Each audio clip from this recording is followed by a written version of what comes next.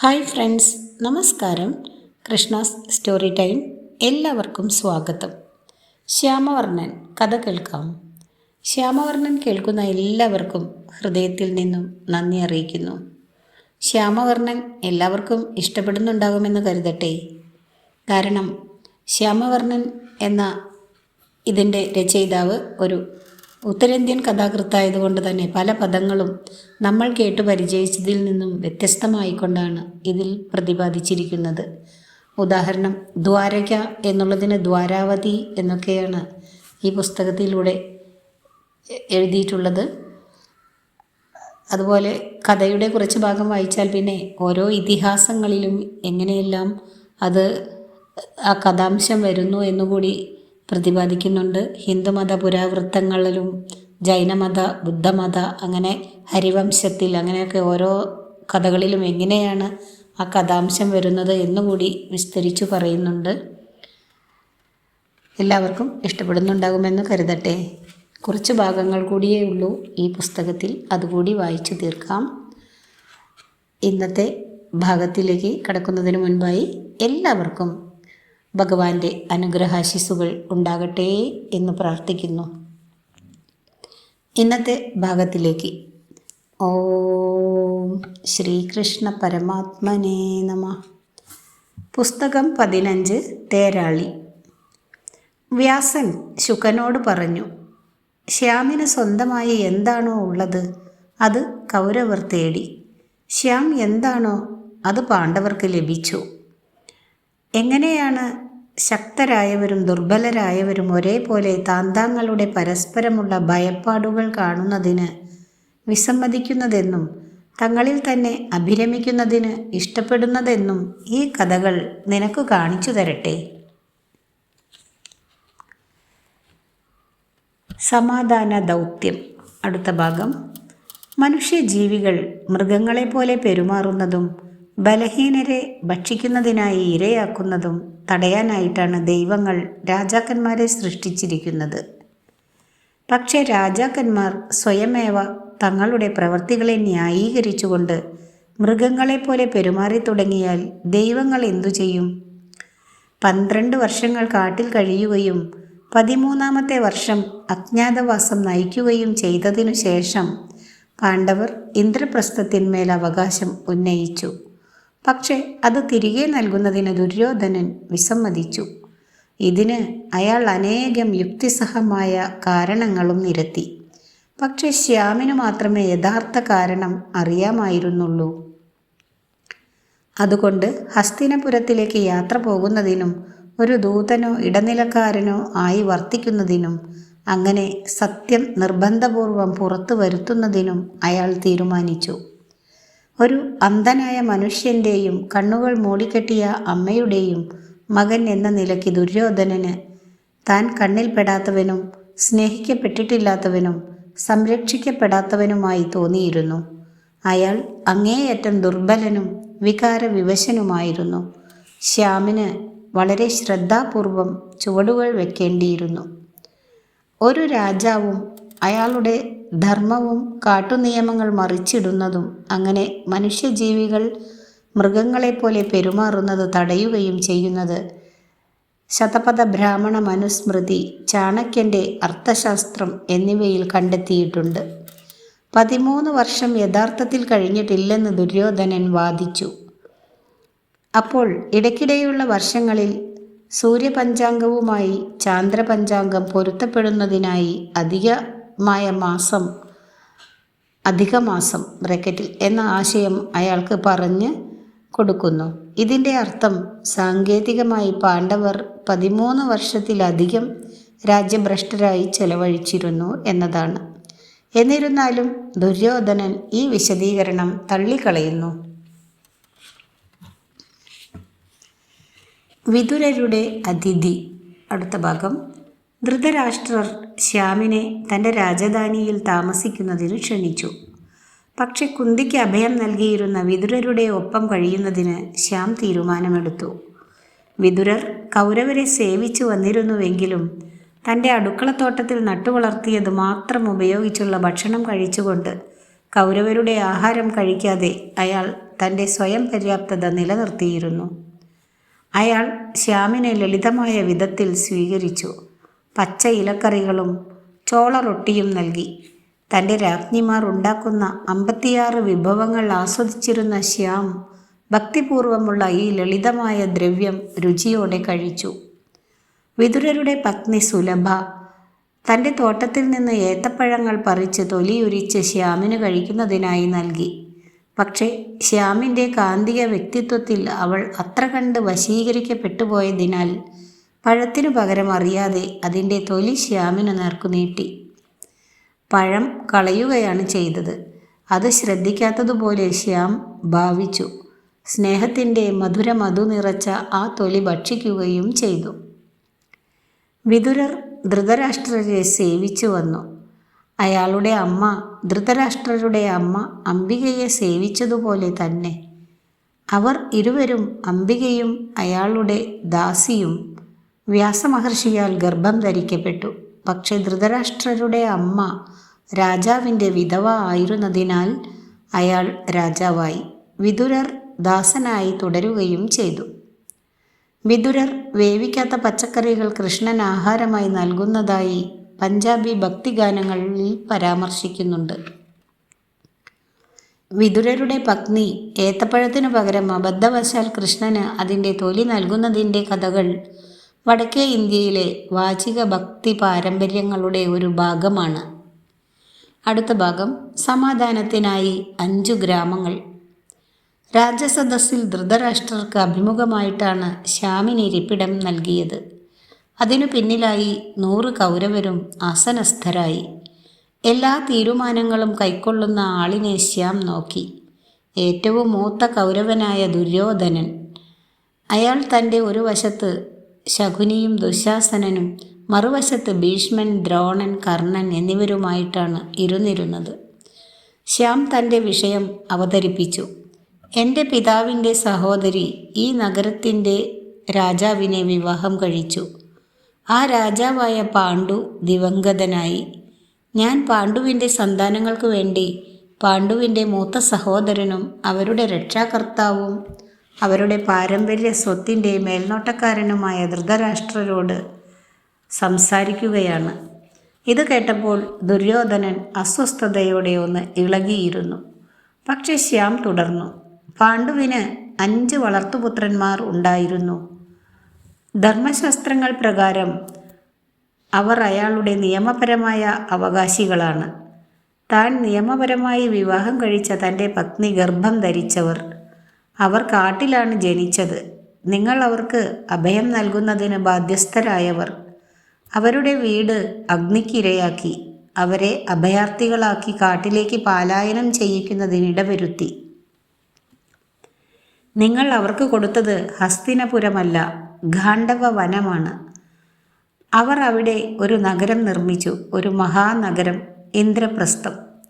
അതും അതിൻ്റെ മേലുള്ള എല്ലാ അവകാശങ്ങളും 13 വർഷത്തേക്ക് നഷ്ടപ്പെട്ടു പോകത്തക്ക വിധം നിങ്ങൾ ചൂതുകളിച്ച് യുധിഷ്ഠിരനെ ചതിച്ചു. നിങ്ങൾ കാരണം അവർ കാട്ടിൽ യാചകരെ പോലെ 12 വർഷങ്ങളും വിരാടൻ്റെ കൊട്ടാരത്തിൽ ദാസരായിട്ട് 1 വർഷവും ജീവിച്ചു. അവർ ഇനിയും എത്രമാത്രം സഹിക്കേണ്ടതുണ്ട്? ഇനിയും എത്ര നാളുകൾ കൂടി അവരെ നാണം കെടുത്തണം? നിങ്ങൾ അവരെ ഇത്രമാത്രം വെറുക്കുന്നത് എന്തിനാണ്? അവർക്ക് അവരുടെ ഭൂമി നൽകൂ. അവരെ സമാധാനമായിട്ട് ജീവിക്കുവാൻ അനുഗ്രഹിക്കൂ. അവരെ സ്നേഹിക്കുവാൻ കഴിയുന്നില്ലെങ്കിൽ കൂടി അവരോട് സഹിഷ്ണുത കാണിക്കൂ, സമാധാനത്തിനു വേണ്ടി. ദുര്യോധനൻ അമർഷത്തോടെ ചീറി. എൻ്റേതായിരിക്കുന്ന ചിലത് ഞാൻ എന്തിനാണ് കാട്ടിൽ നിന്ന് വന്നിരിക്കുന്ന ഈ അപരിചിതർക്ക് ദാനം ചെയ്യുന്നത്? അവർ എൻ്റെ സിംഹാസനം അവകാശപ്പെടുന്നു. എൻ്റേതായിരുന്ന സ്വത്തിൻ്റെ പകുതി ദാനം ചെയ്യുന്നതിന് അവർ മുതിർന്നവരെ കൊണ്ട് എന്നെ നിർബന്ധിപ്പിച്ചു. എന്നിട്ട് യാതൊരു ചുമതലയുമില്ലാതെ അത് ചൂതുകളിയിലൂടെ കളഞ്ഞു കുളിക്കുകയും ചെയ്തു. അവർ ഇവിടെ തിരിച്ചു വരണമെന്ന് ആർക്കും ആഗ്രഹമില്ല. സമാധാനത്തിനു വേണ്ടി അവർ മറ്റൊരു പാർപ്പിടം കണ്ടെത്തട്ടെ. ഇല്ല, ഇനിയും ഒരു പുതിയ വനം കൂടി കത്തിക്കില്ല. കൂടുതൽ മൃഗങ്ങൾ കൊല്ലപ്പെടുകയില്ല. ഒരു ഗാണ്ഡവം തന്നെ ധാരാളമാണ്. പാണ്ഡവർ അവരുടെ കരാറിൻ്റെ അവസാനം വരെ പാലിച്ചു. അവർ കാട്ടിൽ 12 വർഷങ്ങൾ ചെലവഴിച്ചു. 13-ാമത്തെ വർഷം ആരാലും കണ്ടുപിടിക്കപ്പെടാതെയും കഴിച്ചുകൂട്ടി. ഇനി നിങ്ങൾ നിങ്ങളുടെ കരാറിൻ്റെ അവസാന ഭാഗം പാലിക്കൂ. അവരുടേതായിരുന്ന ഭൂമി അവർക്ക് തിരികെ നൽകൂ. രാമൻ തൻ്റെ പിതാവ് കൈകേയിക്ക് നൽകിയ വാക്ക് പാലിക്കുന്നതിനായി എങ്ങനെയാണ് കാട്ടിലേക്ക് പോയതെന്ന് മറക്കാതിരിക്കൂ. അതാണ് ബഹുമാന്യരായ രാജാക്കന്മാർ ചെയ്യുക. തങ്ങളുടെ വാക്കു പാലിക്കുക. ദുര്യോധനൻ വീണ്ടും അമർഷത്തോടെ ചീറി. ഇപ്പോൾ എന്തോ ഒരു സംഭവം ഉണ്ടായിട്ടുണ്ടെന്ന് ഊഹിച്ചുകൊണ്ടുള്ള മട്ടിൽ വാദങ്ങൾ ഉന്നയിക്കുന്ന നിയമജ്ഞനെ പോലെയാണ് നിങ്ങൾ. അങ്ങനെ ഒരു സംഭവവും ഉണ്ടായിട്ടില്ല. സമാധാനത്തിനു വേണ്ടി അവർക്ക് ഭരിക്കുന്നതിനായി 5 ഗ്രാമങ്ങൾ നൽകൂ. അവർ ക്ഷത്രിയന്മാരാണ്. അവർ രാജ്യം ഭരിച്ചേ തീരൂ. ശ്യാം യാചിച്ചു. ഇല്ല, ദുര്യോധനൻ പറഞ്ഞു. 5 വീടുകളുള്ള ഒരു ഗ്രാമം. ശ്യാം അപേക്ഷിച്ചു. ഒരു സൂചി കുത്താനുള്ള ഇടം പോലും നൽകില്ല, ദുര്യോധനൻ പറഞ്ഞു. ശ്യാം പുഞ്ചിരിച്ചു. രാജ്യം തിരികെ നൽകുവാൻ ദുര്യോധനൻ ഒരിക്കലും ഉദ്ദേശിച്ചിട്ടില്ല. യുക്തിസഹമായതെന്ന് തോന്നിപ്പിക്കുന്ന ഈ വാദങ്ങൾ വെറും ഒഴികഴിവുകൾ മാത്രമാണ്. അത്രയ്ക്ക് ആഴത്തിലുള്ളതായിരുന്നു അയാൾക്ക് സ്വന്തം ബന്ധു സഹോദരന്മാരോടുള്ള വെറുപ്പ്. അയാൾ ഈ സത്യം ഒളിച്ചു വയ്ക്കുവാൻ വ്യഗ്രതയോടെ ശ്രമിച്ചു. പക്ഷേ ഇപ്പോൾ അവസാനം അത് പുറത്തു വന്നു. കൃഷ്ണൻ ദുര്യോധനനെ രക്ഷപ്പെടാനാകാത്ത വിധം വിഷമസന്ധിയിലാക്കുകയും ആചാരമര്യാദ സംഹിതയ്ക്കും നയതന്ത്രജ്ഞതയ്ക്കുമപ്പുറം അയാളുടെ ഹൃദയത്തിൽ ഒളിപ്പിച്ചു വച്ചിരുന്ന കൊടും വെറുപ്പ് വെളിപ്പെടുത്തുകയും ചെയ്യുന്ന ഈ കഥ മഹാഭാരതത്തിലെ ഉദ്യോഗപർവം എന്ന അധ്യായത്തിൽ നിന്നുള്ളതാണ്. അരക്ഷിതത്വം നമ്മുടെ മനസ്സുകളിൽ ചുളുക്കുകൾ വീഴിക്കുകയും അത് നമ്മുടെ സ്വത്തുവകകളിൽ മുറുകെ അള്ളിപ്പിടിക്കുന്നതിന് ഇടയാക്കുകയും ചെയ്യുന്നു. ഒരു നായ തൻ്റെ വായിലുള്ള എല്ലിൻ കഷ്ണം മുറുകെ പിടിക്കുന്നത് പോലെ മനുഷ്യകുലം എന്നത് അരക്ഷിതാവസ്ഥ അതിജീവിക്കുകയും അതുവഴി നമ്മുടെ അധീനതയിൽ എന്താണോ ഉള്ളത് അത് പങ്കുവയ്ക്കുകയും ചെയ്യുന്നതിനുള്ളതാണ്. നമ്മൾ നമ്മുടെ സ്വന്തം എന്ന് കരുതുന്നത്, അതിനാൽ നമ്മുടെ വസ്തുവകകൾ ആയി തീർന്നത്, പങ്കുവയ്ക്കുന്നത് ഒരു ചെന്നായ അതിൻ്റെ കൂട്ടവുമായി ആഹാരം പങ്കുവയ്ക്കുന്നതിൽ നിന്നും ഒട്ടും വ്യത്യസ്തമല്ല. രാജത്വം എന്നത് ബന്ധുത്വത്തിനും അപ്പുറമാണ്. മറ്റുള്ളവർ എന്ന് കരുതുന്നവർക്ക് ബഹുമാന്യതയും ശ്രദ്ധാപൂർവമായ പരിഗണനയും അർപ്പിക്കുന്നത് സംബന്ധിച്ചുള്ളതാണ്. ഇവിടെ ദുര്യോധനൻ തൻ്റെ സ്വന്തം ബന്ധു സഹോദരന്മാരെ പ്രകടമായി തിരസ്കരിക്കുകയാണ്. വെറുപ്പ് മൂത്ത് അയാൾ കരാർ പ്രകാരമുള്ള ബാധ്യതകൾ പോലും അവഗണിക്കുന്നു. പങ്കുവയ്ക്കുന്നതിനുള്ള ദുര്യോധനൻ്റെ വിമുഖത, കരാർ ബഹുമാനിക്കുന്നതിനുള്ള അയാളുടെ കഴിവില്ലായ്മ, സമാധാനത്തിനു വേണ്ടി വിട്ടുവീഴ്ച ചെയ്യുന്നതിനുള്ള നിരാകരണം എന്നിവയെല്ലാം അയാളെ രാജത്വത്തിന് അയോഗ്യനാക്കി തീർക്കുന്നു. ധൃതരാഷ്ട്രരുടെ കാഴ്ചശക്തി. അടുത്ത ഭാഗം. അങ്ങനെ ഫലപ്രദമായ യുദ്ധപ്രഖ്യാപനം നടത്തിയതിനു ശേഷം ദുര്യോധനൻ തൻ്റെ സഹോദരന്മാരോട് ശ്യാമിനെ തടവുകാരനാക്കാൻ ആജ്ഞാപിച്ചു. അവനെ ചങ്ങലക്കിടുക. അവന് തൻ്റെ സ്ഥാനം മനസ്സിലാകുവോളം അവനെ ചമ്മട്ടി കൊണ്ട് പ്രഹരിക്കുക. നമ്മൾ രാജാക്കന്മാരാണെന്നതും അവൻ വെറും ഒരു ഗോപാലകൻ മാത്രമാണെന്നതും അവൻ മറന്നുപോകുന്നു. നമ്മളോട് ഒരു തുല്യൻ എന്ന നിലയ്ക്ക് സംസാരിക്കുന്നതിന് അവന് എങ്ങനെ ധൈര്യം വന്നു? രാജഘാതകനായ അവനെ കംസൻ, ജരാസന്ധൻ, ശിശുപാലൻ, ദന്താവക്രൻ എന്നിവരെ വധിച്ചതിനായി ശിക്ഷിക്കേണ്ടതുണ്ട്. അവൻ്റെ പുത്രൻ എൻ്റെ പുത്രിയെ തട്ടിക്കൊണ്ടുപോയി. അവൻ്റെ അനന്തരവളുമായിട്ടുള്ള എൻ്റെ പുത്രൻ്റെ വിവാഹം അവൻ തടഞ്ഞു. അവൻ്റെ സഹോദരിയുമായിട്ടുള്ള എൻ്റെ വിവാഹം അവൻ ഒരു സാമർത്ഥ്യക്കാരനാണെന്നത്രേ അവൻ്റെ വിചാരം. അവൻ ശിക്ഷ അർഹിക്കുന്നുണ്ട്. കൗരവരെ തടയുന്നതിന് കർണൻ ശ്രമിക്കുന്നുണ്ട്. പക്ഷേ അവർ അയാളെ അവഗണിച്ചു. എന്നിരുന്നാലും അവർ ശ്യാമിനെ ബലാത്കാരം കടന്നുപിടിക്കുവാൻ ശ്രമിക്കവേ 1000 തലകളും 1000 ജോഡി കൈകളും കാലുകളുമുള്ള, കണ്ണുകളിൽ നിന്ന് അഗ്നി ജ്വലിക്കുകയും ചെയ്യുന്ന ഒരു ഭീമാകാരം കൈക്കൊണ്ട് ശ്യാമിൻ്റെ ശരീരത്തിൽ നിന്നും പ്രസരിച്ച കണ്ണഞ്ചിക്കുന്ന വെളിച്ചം കൊണ്ട് മുറി നിറഞ്ഞു. അന്ധനായ രാജാവിന് പോലും കാണുവാൻ സാധിച്ച ഒരു കാഴ്ചയായിരുന്നു അത്. അയാളെ കീഴടക്കുവാൻ സമീപിച്ചവരുടെ കാഴ്ചശക്തി മരവിച്ചുപോയി. ശ്യാം ഭൂമിയിലെ ദൈവമാണ് എന്ന് മനസ്സിലാക്കിയ മുതിർന്നവർ ശ്യാമിൻ്റെ മുന്നിൽ തലകുനിച്ചു. മിന്നൽ പോലെ കുത്തിക്കയറുന്ന അയാളുടെ കണ്ണുകൾ കൊണ്ട് ശ്യാം ഭീഷ്മൻ, ദ്രോണൻ, കർണൻ എന്നിവരെ നോക്കി. പിന്നെ ഇടിമുഴക്കം പോലെ ഗർജിക്കുന്ന ശബ്ദത്തിൽ അയാൾ അവരോട് പറഞ്ഞു: പരശുരാമനായി ഞാൻ നിങ്ങളെ ധർമ്മം പഠിപ്പിച്ചു. ശക്തിയും അധികാരവുമുള്ളവർ ബലഹീനരായവരെ രക്ഷിക്കണമെന്ന് ഞാൻ പറഞ്ഞു. അല്ലാത്ത പക്ഷം മനുഷ്യർ മൃഗങ്ങളിൽ നിന്നും ഒട്ടും തന്നെ വിഭിന്നരാകുന്നില്ല. പക്ഷെ ധർമ്മം അവഗണിക്കുന്നതിന് ശക്തിയുള്ളവർ അശക്തരായ സാധുക്കളെ അടിച്ചമർത്തുന്നതിന് പ്രോത്സാഹനം നൽകുന്നതിനും നിങ്ങൾ ന്യായീകരണങ്ങൾ കണ്ടെത്തി. അതുകൊണ്ട് ശ്യാം എന്ന നിലയ്ക്ക്, ഒരു തേരാളി എന്ന നിലയ്ക്ക് പോലും ഒരു ആയുധം പോലും ഉയർത്താതെ തങ്ങളുടെ 5 ബന്ധു സഹോദരന്മാർക്ക് യാതൊന്നും പങ്കുവയ്ക്കാത്ത 100 സഹോദരന്മാരെ നശിപ്പിക്കുന്നത് പോലെ തന്നെ ഞാൻ നിങ്ങളെയും നശിപ്പിക്കും. കൗരവർക്ക് തങ്ങളുടെ സ്വബോധം തിരിച്ചു കിട്ടിയപ്പോഴേക്കും ശ്യാമിൻ്റെ പൊടി പോലും ഉണ്ടായിരുന്നില്ല അവിടെയെങ്ങും. ദുര്യോധനൻ അവജ്ഞയോടെ പറഞ്ഞു: ആ ഗോപാലകനെ വിശ്വസിക്കരുതെന്ന് ഞാൻ നിങ്ങളോട് നിരന്തരം പറഞ്ഞുകൊണ്ടിരുന്നതാണ്. അവൻ ഒരു തട്ടിപ്പുകാരൻ മാത്രമല്ല, ഒരു മന്ത്രവാദിയും കൂടിയാണ്. അവൻ്റെ മധുരോദാരമായ സന്തോഷിപ്പിക്കുന്ന വാക്കുകളിൽ വീഴരുത്. അവൻ നിങ്ങളെ മന്ത്രബന്ധിതരാക്കുന്നതിന് അനുവദിക്കാതിരിക്കുക. ഇന്ദ്രന് സ്വർഗത്തിൻ്റെ രാജാവ് എന്ന തൻ്റെ പദവി നിലനിർത്തുന്നതിനു വേണ്ടി അപ്സരസ്സുകൾ താപസന്മാരെ തങ്ങളുടെ തപസ്സുകൾ ഉപേക്ഷിക്കുന്നതിന് ഇടയാക്കുന്നതുപോലെ അവൻ നിങ്ങളെ കബളിപ്പിക്കും. കൗരവസേനയുടെ 3 സൈന്യാധിപന്മാരായിരുന്ന ഭീഷ്മനെയും ദ്രോണനെയും കർണനെയും ആയോധനം മാത്രമല്ല, ധർമ്മത്തിൻ്റെ സിദ്ധാന്തം കൂടി വിഷ്ണുവിൻ്റെ ഏറ്റവും ആദ്യത്തെ അവതാരമായ പരശുരാമൻ അഭ്യസിപ്പിച്ചിരുന്നു. പക്ഷേ അവർ തങ്ങളുടെ അറിവ് ഉപയോഗിച്ചത് ഉദാരമതിത്വത്തിന് പകരം അധികാരം ഉറപ്പിക്കുവാൻ ആഗ്രഹിച്ച ഒരു അരക്ഷിതത്വ ബോധമുള്ള മനുഷ്യനെ സേവിക്കുന്നതിന് വേണ്ടിയാണ്. മറ്റു വാക്കുകളിൽ പറഞ്ഞാൽ അധർമ്മത്തിൻ്റെ സേവനാർത്ഥം.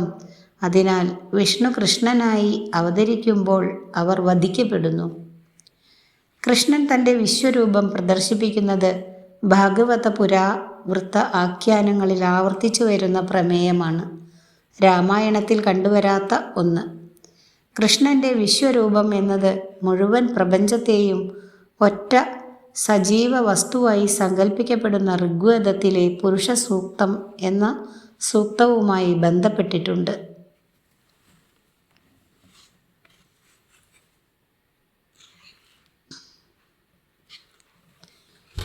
കുന്തി തൻ്റെ പുത്രന്മാർക്ക് നൽകുന്ന സന്ദേശം. അടുത്ത ഭാഗം. കൂടുതൽ മുഷിച്ചിൽ ഒഴിവാക്കുന്നതിനായി ഹസ്തിനപുരത്ത് നിന്ന് നിശബ്ദം ഒഴിഞ്ഞു പോകുന്നതിന് ശ്യാം തീരുമാനിച്ചു.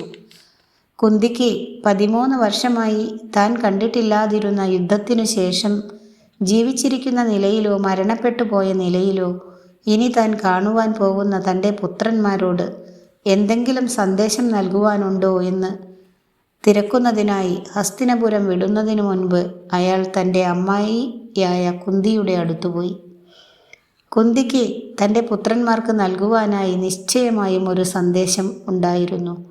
ഒരിടത്ത് ഒരിക്കൽ വിതുല എന്ന ഒരു രാജ്ഞി ഉണ്ടായിരുന്നു. യുദ്ധത്തിൽ തോൽപ്പിക്കപ്പെട്ടതിൻ്റെ പേരിൽ കരഞ്ഞുകൊണ്ടിരുന്ന തൻ്റെ പുത്രൻ സഞ്ജയനെ അവർ ഒരിക്കൽ കഠിനമായി വിമർശിച്ചു. അവൾ അവളുടെ പുത്രനോട് പറഞ്ഞത് തന്നെ ഞാൻ നിങ്ങളോടും പറയുകയാണ്. മക്കളെ, എന്താണോ ശരി അതിനു വേണ്ടി ഒരു യോദ്ധാവിന് ചേർന്ന വിധം യുദ്ധം ചെയ്യുക തന്നെ വേണം. അത് മരണത്തെ പുൽകാനാണെന്നാൽ കൂടിയും. ശ്യാം പുഞ്ചിരിച്ചു. കുന്തി തൻ്റെ 5 പുത്രന്മാരെയും യുദ്ധം ചെയ്യുന്നതിനായി അനുഗ്രഹിച്ചു. ഗാന്ധാരി തൻ്റെ 100 പുത്രന്മാരെയും അനുഗ്രഹിക്കുവാൻ സാധ്യതയുള്ളതുപോലെ തന്നെ രണ്ടു മാതാക്കളും അവകാശപ്പെട്ടത് എന്താണോ ശരി അത് പ്രോത്സാഹിപ്പിക്കുന്നതിന് വേണ്ടി യുദ്ധം ചെയ്യുവാൻ തങ്ങൾ പുത്രന്മാരെ അനുഗ്രഹിച്ചു എന്നത്രേ. പുത്രന്മാർക്ക് ശരിയായത് എന്താണോ അതാണ് അമ്മമാരെ സന്തുഷ്ടരാക്കിയത്. അതെല്ലാം അധികാരവും വസ്തുവകകളും പങ്കുവയ്ക്കുന്നതിനെക്കുറിച്ച് മാത്രമായിരുന്നു. അത് ഒരിക്കലും ധർമ്മത്തെ, കാട്ടുനീതി മറികടക്കൽ, അശക്തരെ ശക്തരായവർ സംരക്ഷിക്കുന്നത് ചൊല്ലി ആയിരുന്നില്ല. മാനഹാനിയേക്കാൾ നല്ലത് മരണമാണെന്ന് തൻ്റെ പുത്രനോട് പറയുന്ന ഒരു മാതൃകാരൂപമായ രജപുത്ര വനിതയാണ് വിതുല. ജരാസന്ധനുമായുള്ള യുദ്ധത്തിൽ നിന്ന് പിൻവാങ്ങുകയും മറ്റൊരവസരത്തിൽ യുദ്ധം ചെയ്യുന്നതിനു വേണ്ടി ജീവിക്കുവാൻ തീരുമാനിക്കുകയും ചെയ്യുന്ന കൃഷ്ണൻ്റെ രീതിക്ക് ഇത് വിപരീതമാണ്. ഇന്ത്യയിലെ പാരമ്പര്യപരമായ ധീരോദാത്ത വിവരണങ്ങളിൽ വിവേകത്തിനേക്കാൾ മഹത്തായ മൂല്യം കൽപ്പിക്കുന്നത് ധീരോദാത്തതയ്ക്കാണ്. അതാണ് കൃഷ്ണൻ തകിടം മറിച്ചത്. അർദ്ധ സഹോദരന്മാർ പരസ്പരം യുദ്ധം ചെയ്യുന്ന പ്രമേയം ഹിന്ദു പുരാവൃത്ത ആഖ്യാനങ്ങളിൽ ആവർത്തിച്ചു വരുന്ന പ്രമേയമാണ്. തൻ്റെ വിവിധ പത്നിമാരിൽ തനിക്ക് ജനിച്ച പുത്രന്മാർ പരസ്പരം യുദ്ധം ചെയ്യുന്നത് കാശ്യപൻ നിരീക്ഷിക്കുന്നുണ്ട്. കദ്രുവിൻ്റെ സന്താനങ്ങൾ സർപ്പങ്ങൾ വിനതയുടെ പുത്രൻ ഗരുഡനുമായി യുദ്ധം ചെയ്യുന്നുണ്ട്. അദിതിയുടെ സന്താനങ്ങൾ ദേവന്മാർ ദിതിയുടെ സന്താനങ്ങളായ അസുരന്മാരുമായി യുദ്ധം ചെയ്യുന്നുണ്ട്.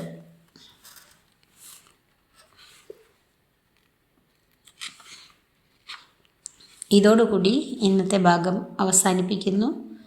അടുത്ത ഭാഗമായ കർണൻ ശ്യാമിൻ്റെ നിർദ്ദേശം നിരസിക്കുന്നു എന്ന ഭാഗം അടുത്ത ദിവസം കേൾപ്പിക്കാം.